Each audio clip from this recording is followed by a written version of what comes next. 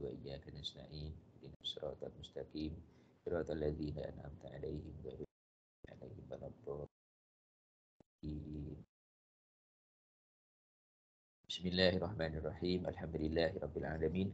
والصلاة والسلام على سيدنا محمد أشرف الأنبياء والمرسلين وعلى آله وصحبه أجمعين. Ya Allah, ya Tuhan kami, ampunkanlah dosa-dosa kami, ampunkanlah dosa kedua ibu bapa kami dan kasihilah mereka sebagaimana mereka mengasihi kami di masa kecil. Ya Allah, ya Tuhan kami, kurniakanlah kepada kami ilmu yang bermanfaat untuk diri kami, keluarga kami, agama kami, bangsa kami dan negara kami. Ya Allah, ya Tuhan kami, berilah kepada kami kejayaan di dunia dan di akhirat. Ya Allah, ya Tuhan kami, jadikanlah kami orang-orang yang bersyukur. Rabbana atina fid dunya hasanah fil akhirati hasanah wa qina azabannar. Alhamdulillahirabbil alamin.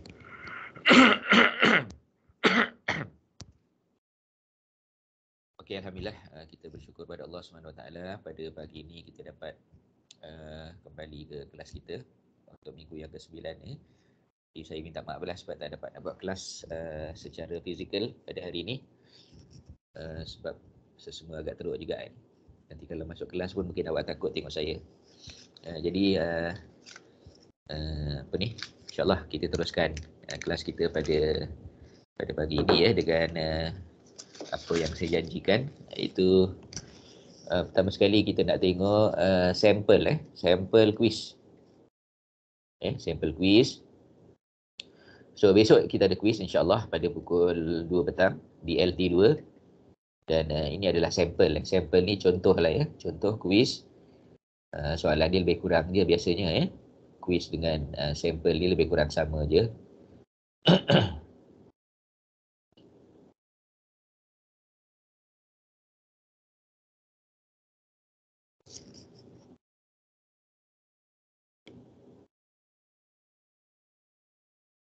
Okey. Dan ini.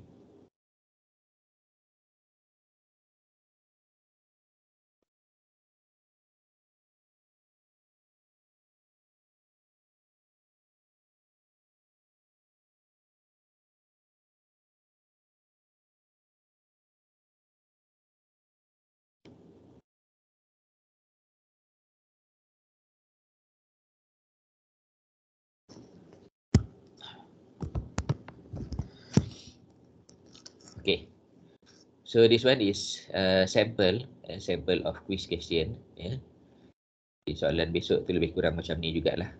Tidak sama tapi lebih kurang juga.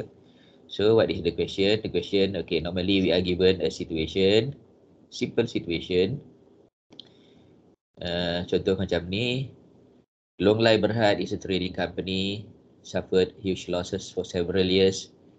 It has been unable to pay its trade payable on time due to slow collection of amounts due from trade receivables. Given below is the statement of financial position of Long Lai Berhad as at 31st December 2021. Okay, so we are given a set of statement of financial position complete dengan property, plant, equipment, investment at cost, pattern. Okay, and then we have current asset, inventories, trade receivables, banyak tu, trade receivable 185,000, total asset 940,000, and then we have ordinary share capital of 100 each, amounting to 750,000, followed by 8% preference share, 250,000. At the same time, we have accumulated huge losses of 370,000. And then we have long-term liabilities of debentures, 100,000. We have current liabilities, trade payable, 130,000. Loan from directors, 24,000. And bank overdraft, 66,000. Okay. And then we arrive at total equity and liabilities of 940,000. Okay, what are the situation? Okay, notes. Number one, the preferred dividend are 3 years in arrears. Yeah, preferred dividend are 3 years in arrears. We know that we have preference share here, 8% preference share, and the percentage is 8%. The number of shares is 250,000. So we can calculate the preferred dividend that are 3 years in arrears from here. 250,000 times 8% times 3 years. That is the amount of dividend in arrears. Okay. And number 2, there is a contingent liability of 20,000. Okay. I'm sure that you have learned about contingent liability in FAR 270. And you know what is exactly contingent liability. And then additional information, the company had formulated a scheme of capital reduction which has been approved to take effect on 1st January 2022. The capital reduction scheme contained the following provisions. The existing ordinary shares and 8% preference shares are to be written down to 50 cent and 75 cent each.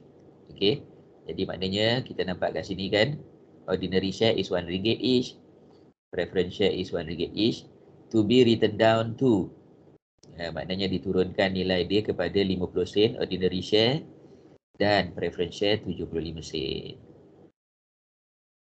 Okay. The preference shareholders agreed to accept 1 ordinary share for every RM1 preference dividend in arrears. Okay, the preference shareholders agreed to accept 1 ordinary share for every RM1 preference dividend in arrears. Jadi maknanya kita kira tadi kan, preference dividend in arrears berapa banyak.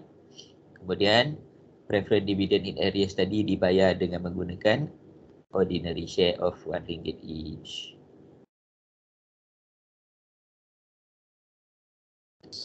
So total dia berapa maknanya tadi yang kita kira preferential yang 250 darab 3 kan, darab 8% kan. Lepas tu guna sebagai ordinary share. Nanti dulu. Okey. Oh, ni Syukri ke ni? Okey. Jadi Syukri, okey. Calculate dulu. Berapa banyak?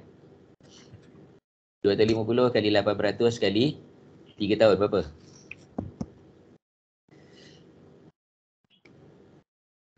RM60,000.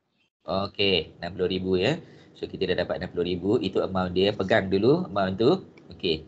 Kemudian kita tengok tadi ordinary share telah diturunkan nilai dia menjadi 50 sen. Betul eh? Ordinary share 50. Ordinary share telah menjadi 50 sen. Jadi dia kata for every RM1 preference dividend yang sebanyak RM60,000 tadi, for every RM1 dia agree to accept 1 ordinary share. Jadi ordinary share sekarang ni 50 sen kan? Jadi 60,000 times 50 sen. 50,000 times 1 times 50 sen. Itulah nilai ordinary share yang kita akan 60,000 times RM1 lah. Times 50 sen 60,000 times 1. Bukan RM1, the 1 unit. 1 unit. Lepas tu time 50 sen. Faham? Okay ya. So yang lain hopefully pun boleh follow jugalah. Ya. Okay.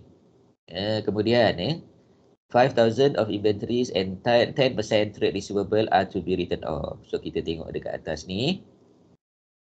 Okay, kita punya inventory kita akan write off sebanyak 5,000. Manakala trade receivable pula 10% menjadi bad debt. So daripada amount yang ada di atas tu kita tolak. Jadi maknanya 5,000 inventories dengan 10% of trade receivable are to be written off ni, dia telah menambahkan kita punya kerugian lah. Kerugian semasa tadi 370,000. Kemudian ditambah pula dengan kita write off 5,000 daripada kita inventory. Bila kita write off inventory kan, kita punya profit berkurang kan. Kalau loss bertambah. Kemudian bad debt pun telah menambahkan juga kerugian. Okay. And then number 4, a piece of land costing 40,000 is revalued to 100,000. Okay. Sekeping tanah yang bernilai 40,000 ataupun dia punya cost 40,000 revalued to 100,000. So nilai dia meningkat sebanyak 60,000. Meningkat 60,000 ni dia mengurangkan kerugian. Kan? Revaluation increasing the maknanya mengurangkan kerugian. Dia kalau profit dia akan jadi naik. Kalau rugi dia akan mengurangkan kerugian. Okay, a piece of land costing 40,000 is revalued to 100,000 and transferred to 10% debenture holders as full settlement of the amount of debt to them. Jadi kita tengok debenture berapa banyak. Debenture ada 100,000, dia dapat 100,000, settle lah. Okay, so settle debenture. As full settlement of amount due to them. The remaining property, plant and equipment are to be revalued to 510,000. Okay, jadi apa yang ada kat sini, kita ambil 40,000 saja daripada total property plant equipment 490, kita tolak 40 saja. Maknanya bakinya 450. So 450 ni kita akan revalue menjadi 510. Jadi ada, ini second revaluation lah. Revaluation yang pertama tadi from 40 to 100. Revaluation yang kedua adalah from 450 to 510. Jadi itu semua telah mengurangkan kerugian. Bila kita ada revaluation upward, kerugian berkurang. Revaluation downward, kerugian bertambah. Okay. Kemudian nombor 5, the profit and loss and patent balances are to be written off. Okay. So loss yang sebanyak 370,000 dan juga patent ada berapa puluh ribu tadi tu, kita write off. Jadi kita punya loss dah hilang lah. Tetapi kita juga kehilangan aset-aset kita, nilai aset, bukan aset kita hilang, tetapi nilai-nilai aset ni dia telah hilang lah disebabkan kita nak cover kerugian yang ada. Jadi maknanya kerugian yang ada tadi bukan saja ditampung oleh aset-aset yang ada, tetapi juga ditampung oleh ordinary shareholders dan preference shareholders. Iaitu pertama ordinary shareholders lah. Ordinary shareholders tadi dia ada 750,000.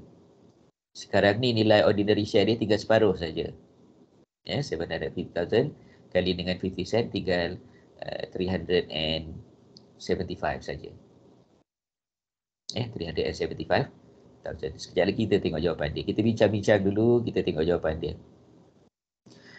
And then the investment is sold for 80,000. Investment is sold for 80,000. Jadi rugi ke untung investment jual pada harga 80 ni? Investment kita 100. Investment kita 120,000.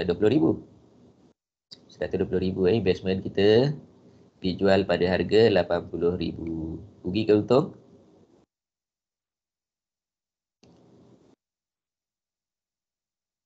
Investment dijual pada harga 80,000. Untung ke rugi? Rugi. Jadi rugi ni pun dia menambahkan kerugian lah. Kan? Menambahkan kerugian. Daripada 370 tadi, dia bertambah disebabkan oleh investment dijual pada harga yang lebih murah. Okay. Kemudian number 7, 200,000 ordinary shares and 100,000 ordinary shares are issued at 50 sen. Ini bukan ordinary share. Ordinary share ni ordinary share and preference share. Sekejap ya. Preference share ni.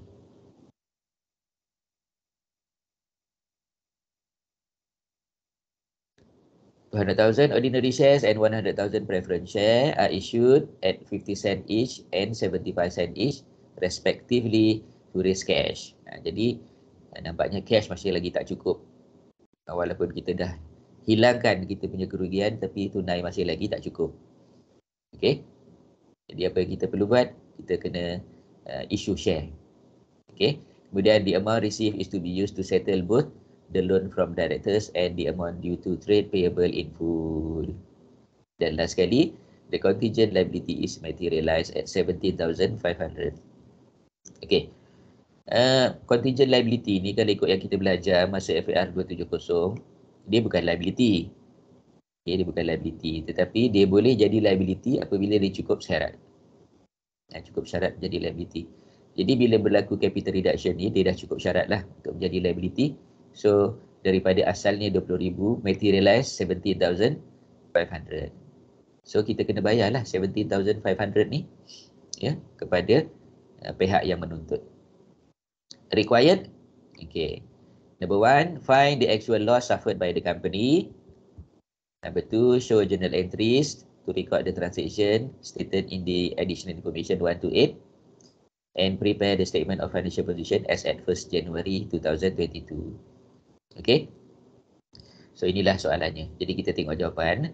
Ya. Kita tengok jawapan macam mana kita nak jawab soalan ni. Sebenarnya sambil-sambil kita baca soalan tadi, kita dah buat jawapan dia sikit-sikit. So sekarang ni kita nak buat jawapan dia secara keseluruhannya.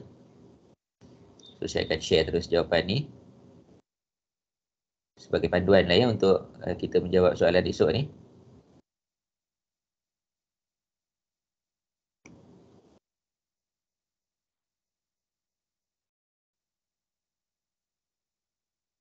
Okey. Jadi inilah dia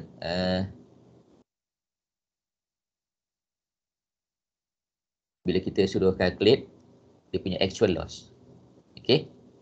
Jadi bila kita nak calculate actual loss ni, kita tengok kat sini ya, actual loss asalnya loss dia berapa? Loss as per financial statement is 370,000. Itu daripada soalan. Loss asal adalah 370,000. Tetapi loss tadi telah bertambah. Loss telah bertambah disebabkan oleh decrease in inventory. Jadi penurunan dalam inventory tadi telah menyebabkan loss bertambah sebanyak 5,000. Kemudian decrease in value of trade receivable pun telah meningkatkan lagi loss sebanyak 19,500. Kemudian increase in value of land untuk revaluation yang pertama daripada 40,000 kepada 100,000. Dia mengurangkan loss. Ya, mengurangkan loss. Kemudian ada satu lagi revaluation of PPE daripada 450 kepada 510. Juga meningkat sebanyak 60. Itu juga mengurangkan loss kita sebanyak 60,000. Kemudian preferred dividend in arrears. Preferred dividend in arrears. Okey. Preferred dividend in arrears tadi kan 60,000 kan. Preferred dividend in arrears 60,000. Tetapi preference shareholders dia sanggup menerima sebanyak 60,000 kali dengan 50 sen. Dia sanggup terima 30,000. Betul? Jadi 30,000 tadi telah meningkatkan kembali dia punya loss. Sebab apa saya kata meningkatkan? Sebab dalam statement of financial position belum ada lagi dividend payable. Jadi bila kita tambah dengan ini, maka bertambahlah kerugian kita. Kemudian apa lagi tambahan kepada kerugian? Patent written off 60,000. Apa lagi? Contingent liability materialized 17,500. And loss on disposal of investment 40,000. So all these items have increased the value of loss. Jadi kita punya actual loss kita adalah 422,000 sebenarnya, bukan 370 tetapi 422. Walaupun ada yang faktor yang meningkatkan, ada juga faktor yang mengurangkan. Okey, tapi ini adalah roughly jugalah. Maknanya ini adalah apa kita panggil estimated juga, estimated actual loss. Estimated actual loss suffered by the company.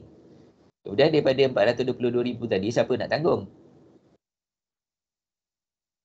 Siapa nak tanggung tadi 420,000? Yang akan tanggung paling besar adalah ordinary shareholders. Dia kan write off dia punya ordinary share daripada RM1 kepada 50 sen. Daripada 750,000 kepada 375,000. Jadi dia sacrifice untuk absorb premium loss tadi sebanyak 375,000.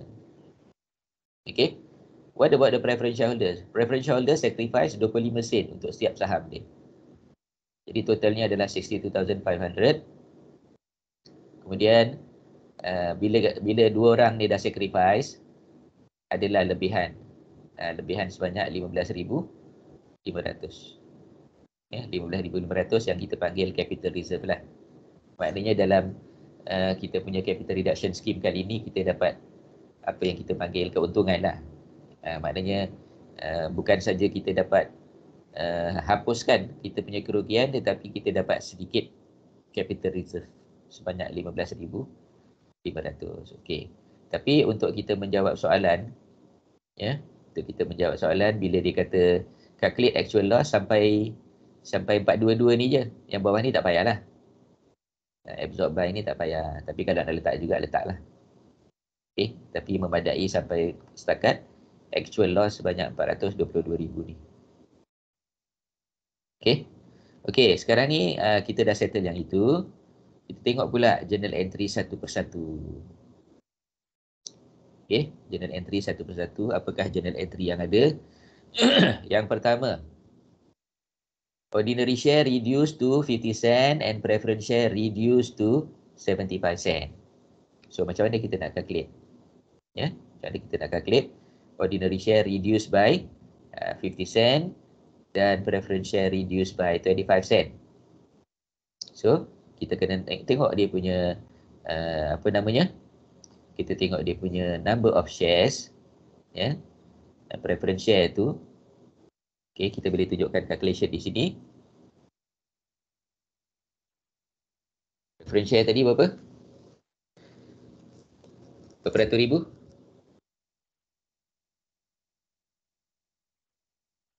$300,000.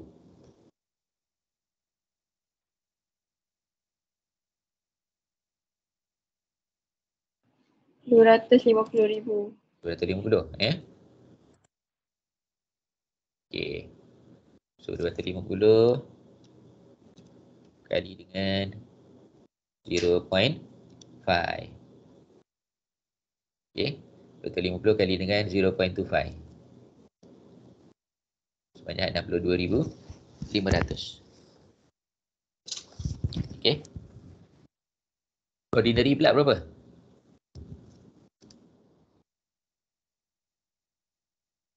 Ordinary ni adalah 0.2 pakai 0.75. 0.75 tu nilai yang baru. Aha. Nilai yang di sacrifice berapa? Oh, okey, faham. Macam tu ya. Syukri. Okey. 0.5.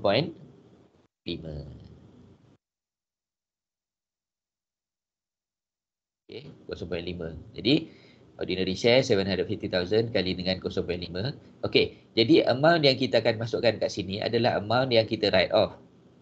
Bukan amount yang tinggal. Ya, amount yang write off. Jadi amount yang write off tu kita akan debit ordinary share, kita debit preference share, kita credit capital reduction account. Okey, follow ya. Okey, kemudian yang kedua. Yang kedua cerita tentang apa pula?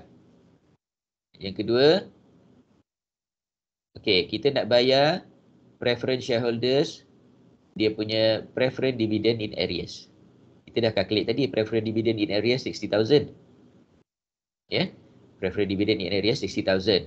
Tetapi dia sanggup terima untuk setiap ringgit dia sanggup terima sebanyak 1 unit ordinary share of 50 cent each.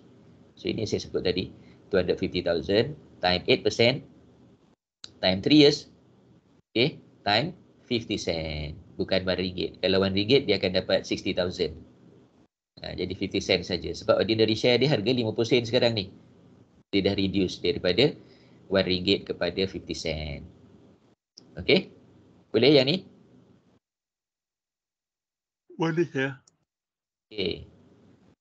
And then ada yang ketiga, additional information yang ketiga.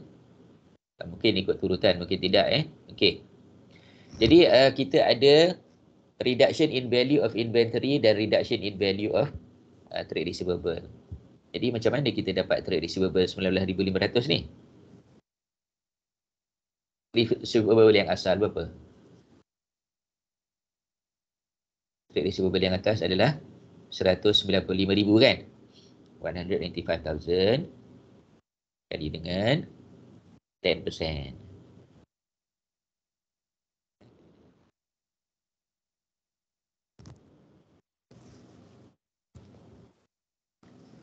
Okey, kali dengan 10%. So kita akan dapat sebanyak itulah 19,500. Inventory memang dia dah bagi angka dia sebanyak 5,000. Okey kelas. So capital reduction kita debit dan kita write off inventory dan juga trade receivable kita credit. Okey. Kemudian yang keempat adalah kita revalue land. Ya, kita revalue land dari 40 kepada 100.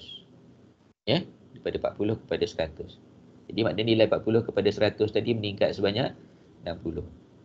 100 tolak 40. Tuh. Pada masa yang sama, kita kena debit kredit jugalah. 10% debentures, debit dan kredit land sebanyak 100,000. Kemudian untuk yang nombor 4 ni dia ada banyak lah, dia punya tu panjang sikit. Okey, iaitu dia punya property plant equipment. Bakinya tu kita revalue lagi. Bakinya sebanyak 450,000 menjadi 510.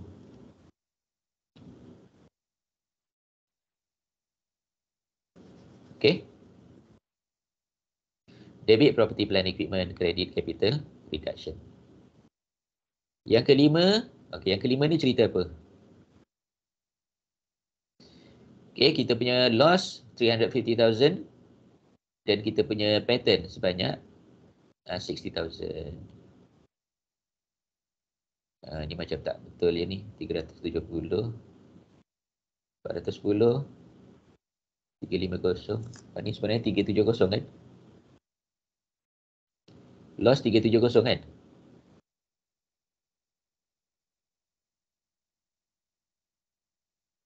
Loss 370. 370. Kemudian pattern 60. Jadi 60 campur 370, 430.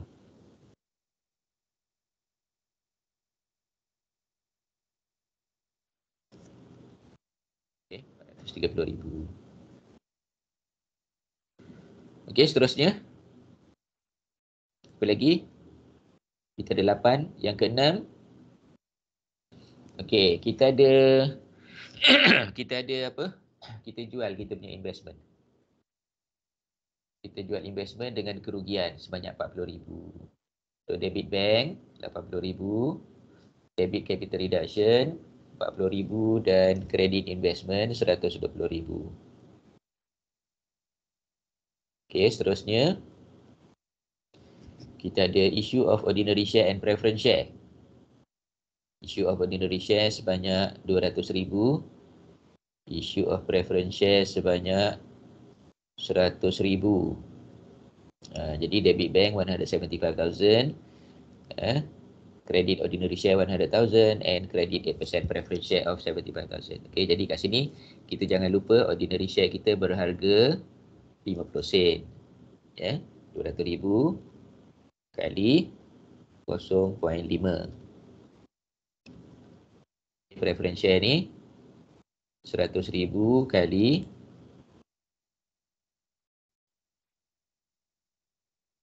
0.75. Okey.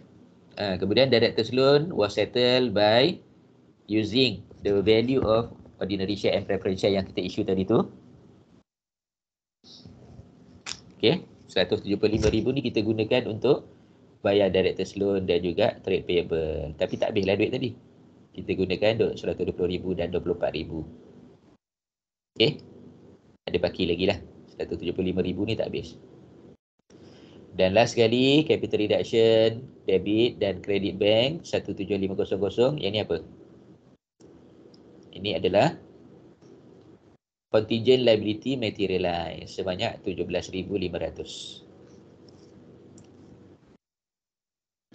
Okey. Dan akhir sekali, kita nak prepare statement of financial position. Statement of financial position kita. Okey.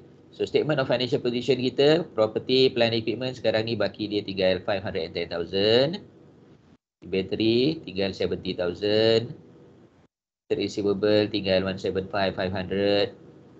Bank, okey, bank ni ada banyaklah movement dia. Okey, bank ada banyak movement dia. Okey. 80 campur 100 campur 75 tolak 66, tolak 120, tolak 24, tolak 17.5, tolak 5, semua tu ada lagi baki 27,500. 27,500. Okey, total asset kita 783,000. Kemudian ordinary share capital kita asalnya kita dah turunkan daripada 750 kepada 375. Kemudian kita issue sebanyak 200,000 kali 50 sen. So kita dapatlah 100,000. Dan yang ini pula issue kepada preference shareholder sebanyak 30,000. So kita dapatlah 505,000. Kemudian 8% preference share 187.5 plus 75 262.5. Macam ni dapat 187.5 tadi? Ya. 200,000 kali dengan bukan 250,000 kali dengan 75 sen. Campur dengan 75,000, 262,500 dan capital reserve 15,500. Okey. So total equity and liabilities 783. Jadi beginilah Ini adalah contoh dia lah. Contoh macam mana kita nak menjawab. Dekat bawah ni working saja. Working ni tak ada apalah. Kalau zaman dulu memang kena ada T account ni. Kena ada T account ni. Kalau sekarang tak perlu ada T account ni. Kejap tadi 60 410. Okey. So begitulah lebih kurangnya. Nanti saya boleh bagilah yang ni kat awak ni ya. Okey, contoh ni saya bagilah. Okey. Ada apa soalan?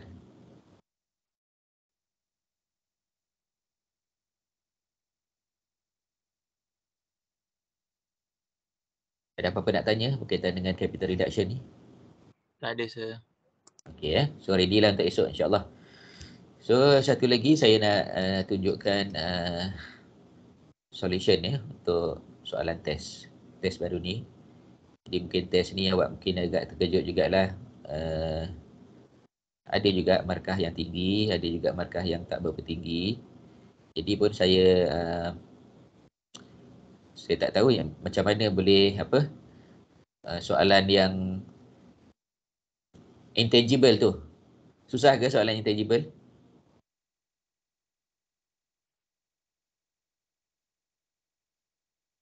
Susah ke soalan intangible? Kelas? Semua dah ambil kan? Skrip. Dah, sir.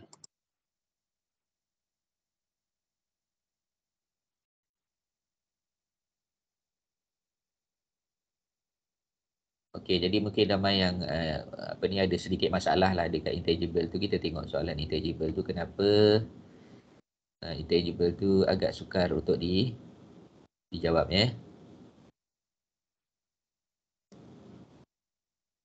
Jadi kalau baca 2 kali sebenarnya taklah susah sangat intangible tu. Okey. Jadi apakah dia yang dikehendaki dalam intangible ni sebenarnya? Okey, Woody Wood Sdn Bhd ni terinspirasi daripada Woody Woodpecker. Manufactures table and chairs for schools in Malaysia since 2016. Okey, jadi semua introduction lah. Factory terletak di Segamat. And then yang ni bermula daripada sini lah soalan dia. Okey, bermula daripada sini soalan dia. Sampailah 34,000 ni. Okey. Jadi on 1st January 2019, the company acquired a computerized machine at the cost of 550,000 to manufacture the tables and chairs. The cost can be broken into 500,000 for the machine and 50,000 for the computer software. Tapi kita kena ingatlah dalam kepala kita soalan ni adalah soalan intangible. Jadi kita abaikan sajalah yang dia mesin tu. Mesin tu kena abaikan sebab mesin ni kacau je. Yang kita nak jawab adalah soalan tentang software tu. Kan? The computer software is not integral part of the machine. Maknanya dia bukan sebahagian daripada benda yang tak boleh ditanggalkan daripada mesin. Mesin ni boleh tukar-tukar dengan software. Jadi makna software ni adalah identifiable. Identifiable and separable. Kemudian semua cerita yang di bawah tu cerita tentang software je. Kita tak cerita lanjut tentang komputer. Kita tak cerita tentang mesin tu secara lanjut lagi, sebab dia cuma kita beli mesin yang ada software, itu je. So cerita lanjutnya adalah software.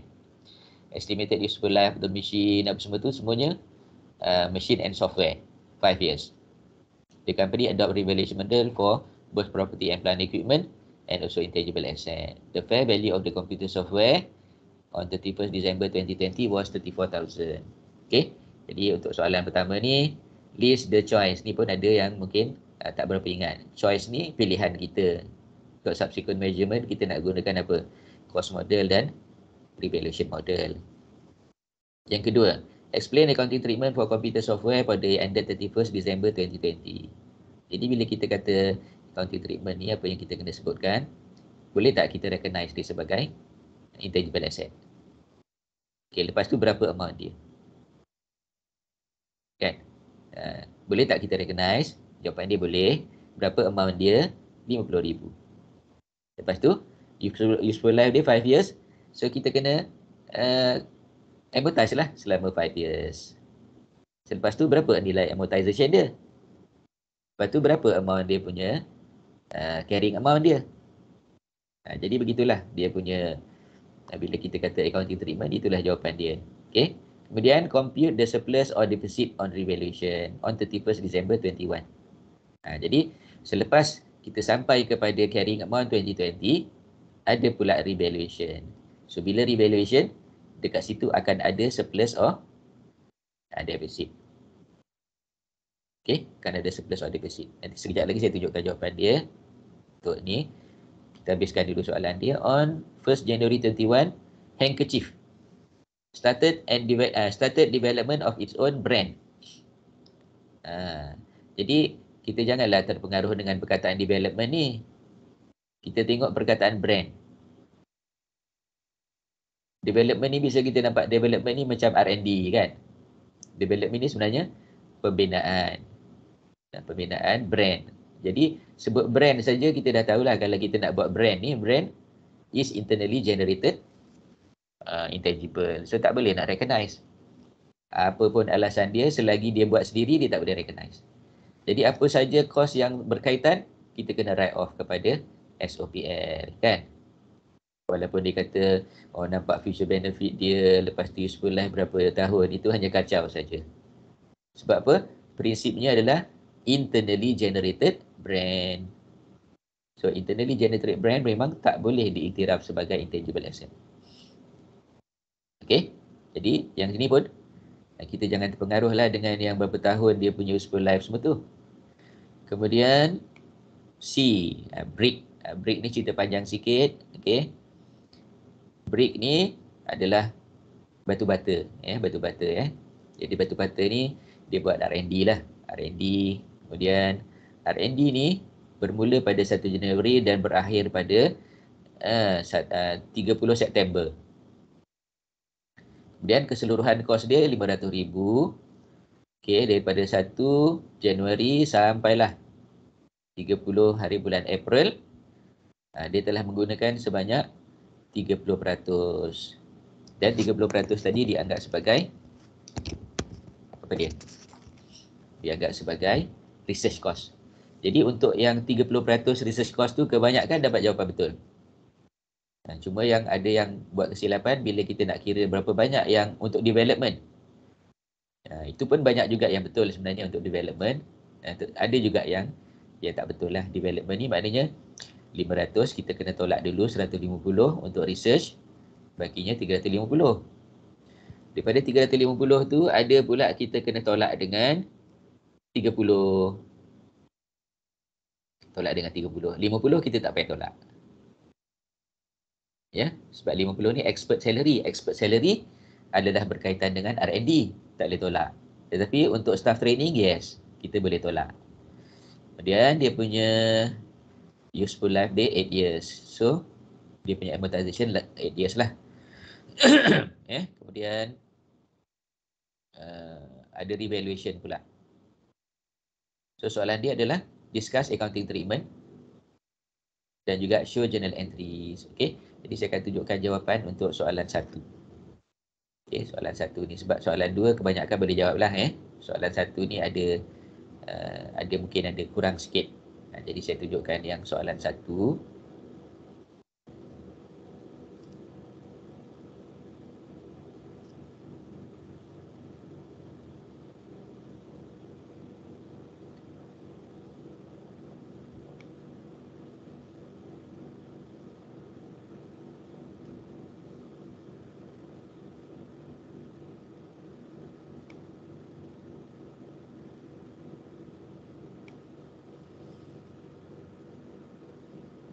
Ni dia solution soalan 1. Ya, soalan 1 ni, the choice of subsequent measurement adalah cost model dan revaluation model. Okay. Kemudian accounting treatment dia macam ni. Jadi bila awak tengok ni, oh, simple juga sebenarnya.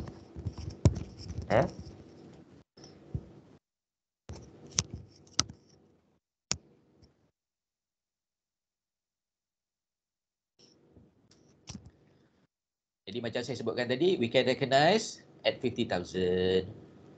Okay. Kemudian ada useful life of 5 years.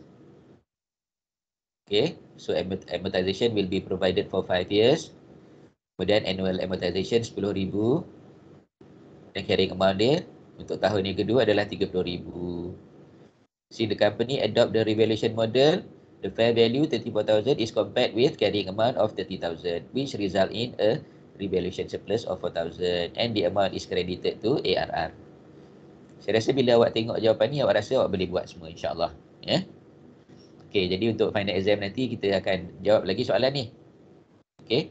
Kemudian soalan yang kedua, surplus or deficit on revaluation. So, kita bermula dengan 31st December 2020. Kita dah dapat figure tadi, 34,000. Kemudian, kita calculate dia punya amortization. Okay, amortization kali ni tinggal baki tahun dia 3 tahun. So, 34,000 divide by 3. Jadi, so, yang accumulate amortization tu tinggal 3 tahun 3 tahun. Saya salah kira, saya buat 4 lah. You buat 4 ni? Oh, salah kira kot. Itulah. Kan mula-mula, kita dah guna 2 tahun kan? Lah, terpaksa. Tapi betul juga, awak punya tu ada juga yang betul kan? Atas je. Atas 34. Yang ni defisit awak dapat surplus ke? Dapat defisit. Defisit? Tapi cuma jawapan lain lah. Lain, sebab saya ambil 4 tahun. Itulah. Kena careful lah ya. InsyaAllah. Boleh. Okey. Kemudian kita tengok B. Internally generated brand should not be recognized. Macam saya cerita tadi lah. We cannot recognize. Sebab apa? Sebab prohibited by MFRS 138. So apa saja cost associated, kita panggil cost tadi sebagai cannot be measured reliably. And it will go to SOPL. Okay, kita pergi pada break pula. New break. Accounting treatment for new break. Okay, saya sebutkan tadi 30% of the cost is for 30% of the cost is for the research. For research. Jadi 30% times 500,000 is 150,000. Should be expensed to SOPL. Kita dapat 3 tick kat sini. 1,5 markah lah. Baki markah akan pergi kepada development. Okay, development baki dia berapa tadi? Saya kata 320,000. Macam mana dapat 320,000? 350. Okay. 500 tolak 150. Kita tolak saja 30. Kita tolak 30 staff training. Okay, kemudian kita sebutlah the management is confident. Okay. There will be a success. Dapatlah markah juga kat situ. Development cost completed. Kemudian ada finite life of how many years? 8 years. So kita amortize lah over 8 years. Okay. Jadi 320 bagi 8. Sama dengan 40 setiap tahun. Written off every year. Kemudian 31st December carrying amount was 280,000. The carrying value of the development cost as at 31st December 2021 is 240,000. And the fair value of development cost as at that date was 300,000. So kita compare lah. Kita compare di antara 240 dengan 300 resulted in Now 60,000 revaluation surplus. So, bawa ke mana? ARR. Accumulated amortization of 80,000 is eliminated and the new carrying value is 300,000. Okay. Jadi maknanya kalau katakan kita punya jawapan yang kat sini ni dah betul, insyaAllah lah yang lain-lain bawah tu betul lah. Kemudian journal entries untuk tahun 21. Jadi jangan catat semula 2020 kita catat 2021. Okey. Jadi beginilah bentuknya journal entries tu. Debit SOPL 2020. Okey. 150,000. Tangible asset 320,000. Kemudian training expenses ni kita write off lah. Okey, SOPL amortization 40,000. Okay, saya ingat ada yang akan jawab gunakan number of month 3 bulan, tapi tak ada. Kalau ada yang jawab macam tu, saya kira betul jugalah. Maknanya 40,000 kali dengan 3/12. Okey. SOPL. Okey, 2021 amortization 40,000 lagi. Okey. Kemudian ini kita nak reverse balik amortization sebab kita ada revaluation. Debit accumulated amortization, credit intangible asset. Okey, kemudian debit intangible asset, kredit ARR. Ini revaluation surplus lah. Okey, jadi itulah dia soalan 1. Nanti soalan 2, insyaAllah di lain masa saya boleh tunjukkan lah soalan 2. Ataupun nak tengok juga soalan 2. Soalan 2 ni simple je. Nak tunjukkan simple, nak buat taklah simple ya. Soalan 2.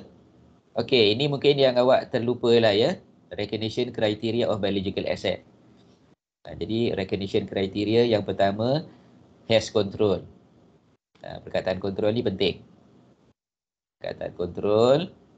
Yang kedua, future economic benefit. Kalau ada perkataan control saja, saya tak ada right. Ada future economic benefit, saya tak ada right. Kemudian, cost of fair value measured reliably, saya tak ada right. 3 markah kat situ. Kemudian, example of consumable biological asset. Consumable ni adalah, apa maksudnya? Consume, kita gunakan. So, banyak lagi sebenarnya yang contoh-contoh yang saya tak ada kat sini, tetapi saya tak ada right lah. Dairy cattle, sheep, trees in timber plantation, maize, wheat. Jadi ini semua adalah contoh-contoh. Ada banyak lagi. Ada yang tunjukkan apa, eggplant. Macam-macam lah. Tapi saya tak ada right lah. Tapi kalau oil palm. Oil palm tu tak boleh. Oil palm tak boleh. Sebab dia dikira sebagai PPE. Okay, the change in fair value. Change in fair value ni ada juga yang sayang lah saya rasa. Ada dah kira-kira kan, tapi tak letak. Ada benda yang tak letak di depan, ada yang tak letakkan dia punya number of unit. Ada yang, kalau katakan yang sini pun kalau katakan satu item salah, saya masih lagi bagi setengah. Masih bagi setengah. Jadi, kebanyakannya boleh dapat markah lah daripada soalan 2 ni. Dan insyaAllah teruskanlah untuk soalan yang final exam nanti. Soalan 2 pun lebih kurang begitu juga bentuknya. Okey. Dan last sekali adalah kita nak calculate kita punya balance carry down. Okey. Last sekali ni, accounting treatment ni. Accounting treatment ni, kita dah belajar accounting treatment dah banyak dah. Untuk intangible asset, untuk apa-apa benda lain kan. Jadi untuk yang accounting treatment untuk biological asset, kita kena sebut benda yang sama sebenarnya. Okey, kalau kita tak nak sebut font, kita tak nak sebut male or female font, kita sebut je dia. The male and female font was purchased on 1st April 2020 should be recognized as biological asset under MFRS 141. Jadi saya tak minta angka pun sebenarnya. Saya nak awak tulis kat situ, boleh tak kita recognize sebagai biological asset? Kan, dapat markah terus. Angka-angka ni saya tak bagi markah. Kemudian, pada 1 Oktober ada beli pula male deer and female deer. Itu pun recognize as biological asset. Kemudian kita ada fair value gain.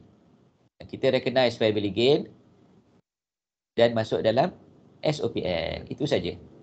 Jadi saya bagi markah 1 untuk 1. Okay, ada juga yang dapat ni. Tetapi maknanya tak berapa confident lah bila jawab. So next time dalam soalan kata apa namanya, accounting treatment, dia sama juga dengan intangible asset, sama juga dengan property plant equipment. Kita sebut perkataan yang sama, cuma nama kat sini, instead of property plant equipment, kita sebut biological asset. Instead of intangible asset, kita sebut biological asset. Ya? Okey. Dan last sekali, journal entries. Okey, siapa yang betul di atas ni, kebanyakan journal entry dia betul lah. Sebab tu saya kata kebanyakan boleh menjawab soalan 2 ni dengan baik.